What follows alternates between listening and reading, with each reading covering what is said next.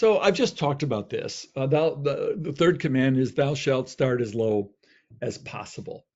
Um, I remember I was with a law firm for about 10 years in the 80s and 90s. And the senior partner, the managing partner of the firm, delighted to tell me a story. And I heard it many times about how he was from Detroit, but he was coming to Washington because they had a problem with the Treasury Department.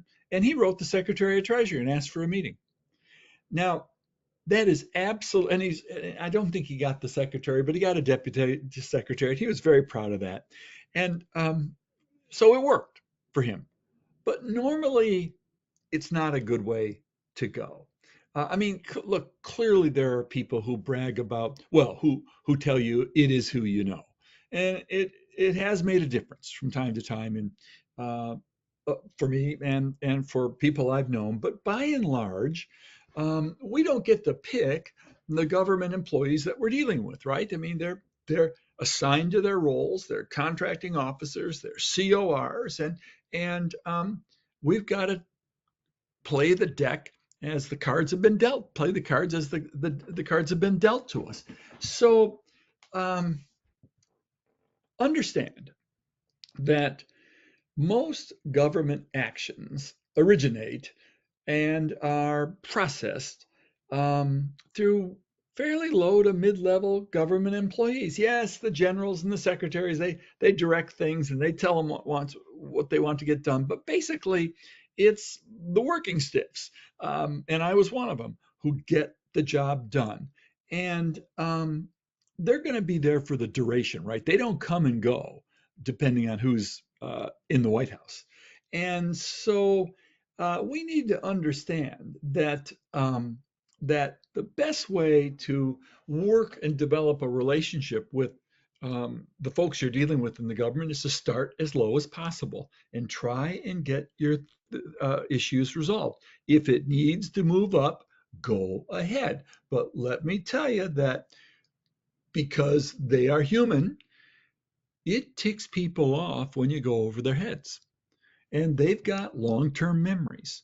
And therefore, because of the nature of life and how what goes around comes around, there may come another time when you've got to deal with these folks, and they remember what you did the last time. So going over someone's head can be very risky. And I basically, uh, I concluded that I would only do it if I thought, I mean, we weren't getting anywhere, and I thought the people we were dealing with either were not smart enough or were somehow um, so out of whack that we just couldn't get anywhere, and we had to go over, or they were incompetent. We had to go over their heads, and I always took it as something that you wanted to move very carefully on because of the risk of ticking them off if you go over their head. Now,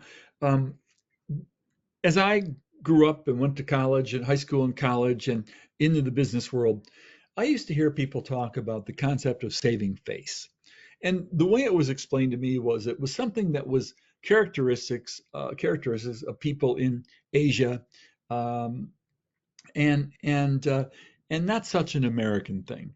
And just like the Chinese contracts that I talked about a few minutes ago, in my career, I found out that is just dead wrong.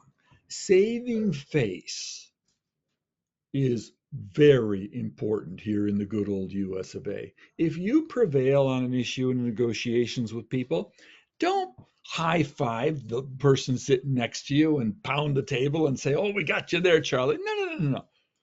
Like Vince Lombardi the great football coach used to say, when you score a touchdown, act like you've been there before, right? Move on, because the last thing you want to do is embarrass or humiliate your opponent to the point where they will drop their institutional goals just to get back at you personally. So always understand that the power that a government contracting officer possesses is immense. And your the risks you pose or create if you somehow embarrass or humiliate them are not worth it. So saving face is a big part of keeping good professional relationships. You don't do anything to embarrass your opponents.